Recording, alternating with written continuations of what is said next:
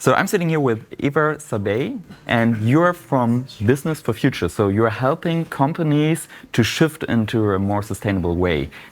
What are the main challenges for old industries to shift to a more sustainable way? Thanks so much.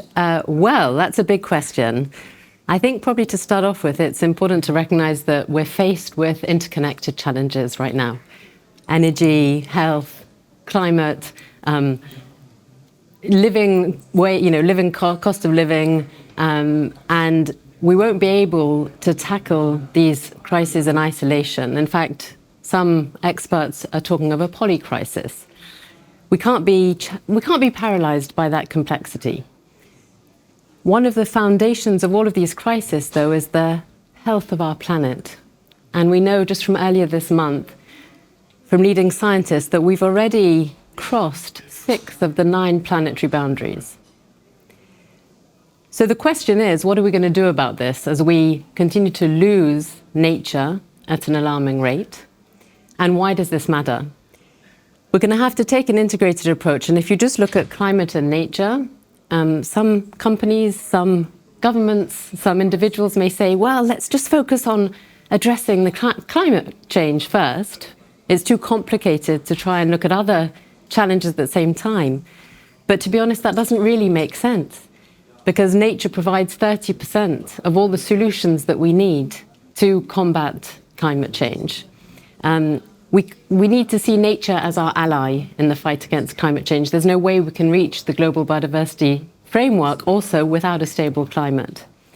And people need to be at the center. So what can companies actually do about this? Well, there are 4 high-level steps that all companies and financial institutions should do. First is to assess their most material impacts and dependencies on nature. And that goes beyond climate. It looks at freshwater, land use, ocean use, biodiversity. How much do you not only impact, but depend on these services that nature provides throughout your value chain? So assess. It all starts with assessing your most material impacts and dependencies to understand the risks and opportunities. Second is commit. Commit to science-based targets. Ensure that your company is contributing to a nature-positive world, that you are helping to operate within the limits of the planet. And there are methodologies for that called science-based targets for nature, just as we have the science-based targets on climate. The third is the hardest, which is transform. So how can a company transform to first avoid and reduce its negative impacts, and then restore and regenerate to be able to provide more nature than we have today? And there's a very positive story, just as a little parenthesis here, about the nature agenda. Ecosystems restore. We can actually enable and facilitate nature to do its job if we let it. But it's also transformation in terms of the environmental, in terms of the environment in which companies operate. So that means companies need to be actively lobbying in a consistent and progressive way throughout all of their operations. And then the fourth, so assess, commit, transform, and disclose. So disclose on all of these, which means we've got to get the information in the system to be able to make better informed decisions. Currently, decisions, and we just heard today, they're based primarily on financial returns. How do we extend that to make better informed decisions by including environmental and social impacts too? There are many points, and I want to deep dive in some of them. Okay. The first thing you said is like, we have polycrisis, and you said often companies, they focus on one point. And for me, I would think it's probably CO2, because many companies are talking, how can we reduce our CO2 impact? But you say that this isn't enough, and you have to focus on more points. What are the most important points companies should focus about besides CO2? Nature and social inequality. Okay, so we have 3 points. 3 key points. We all should be contributing to a net zero, nature positive, equitable world. And for a company, it makes sense to look at these different aspects, because ultimately it's about the resilience of your company in the long term. As you were saying, there's increased demand for more sustainable products. That's a direction. We're not going backwards. Can you imagine a world where then you said, oh, don't worry about your financial investment if it actually damages, protected ecosystems and doesn't treat people with human rights? No, that's not possible anymore. We know that we're going in a direction where there'll be more and more consistency and convergence in how companies are rewarded for their performance beyond just financial performance, to include environmental and social too. It's interesting because you already said that many people focus on financial aspects, and it's the thing we measure a company about. So you suggest that there's more than just the financial aspect you rate a company about. How would this work in reality? How should a company say, oh, we're not just focusing on making money, but also on a good environment? How could this maybe also pay off for the company? Well, what we're talking about here is a transformation, not just a transition. This is a transformation of the way the economic and financial system works. So it's not going to happen overnight. But essentially, there are ways to value environmental and social impacts, what are so-called externalities, and any externality is just an impact waiting to be internalized. Currently, the market doesn't recognize consumer preferences in the cost of products. Of course, here in the EU, there are premiums for more sustainable products, but that doesn't actually make sense from an economic perspective. The more sustainable products should be the cheapest because they'll have the lower environmental and social impacts, negative impacts. So what we're seeing now is that one of the easiest ways, if you want to think about it, is in terms of risk management and efficiency. So for a company,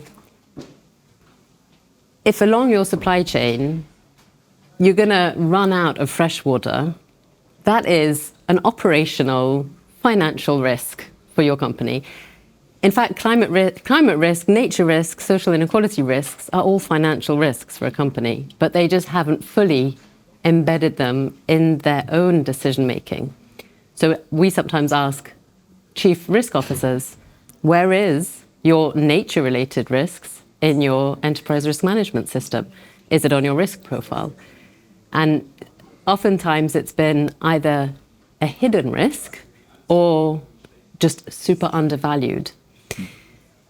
So risk and then efficiency as some of these opportunities in this transition. The World Economic Forum recently estimated that there are $10 trillion per year of economic opportunity in a nature-positive economy. So there is so much innovation, and that's where business can play such a leading role in terms of providing solutions. Business knows how to operate with uncertainty. And that's where all of the innovation can come through.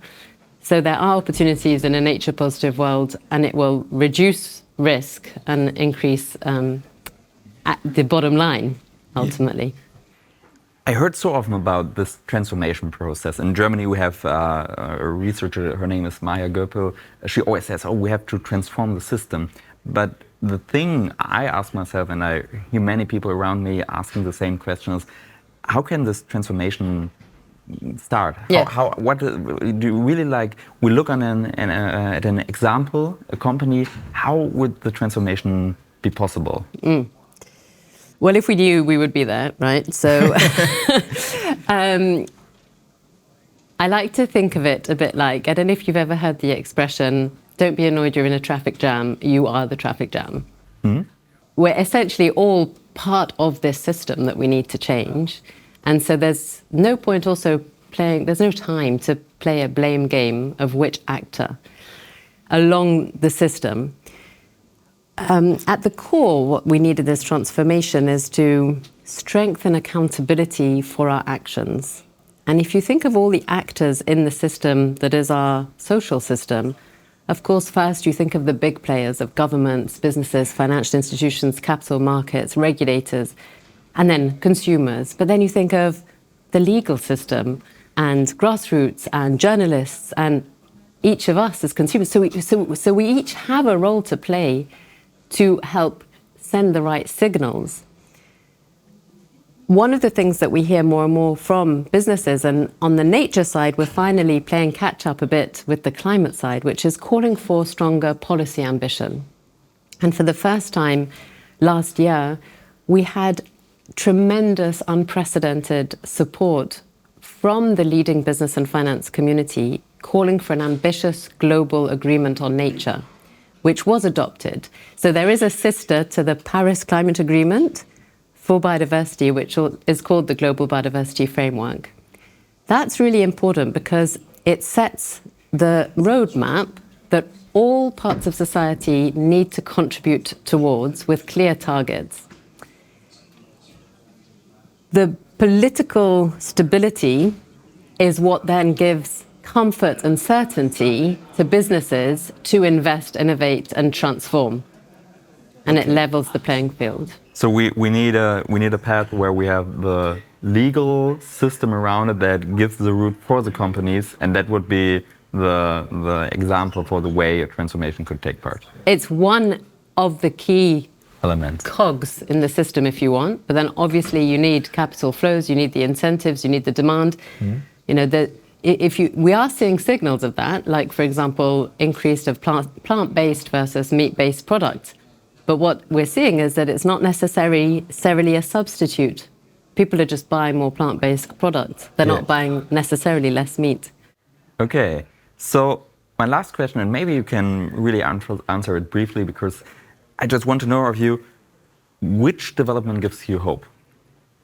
You have one example, you say, oh, this is something, you see it and you say, okay, that gives me hope. What gives me hope is that we have convergence and more consistency than ever in what companies and financial institutions should do now. So what we need is the scale and speed. Okay, thank you very much. Thank you so much.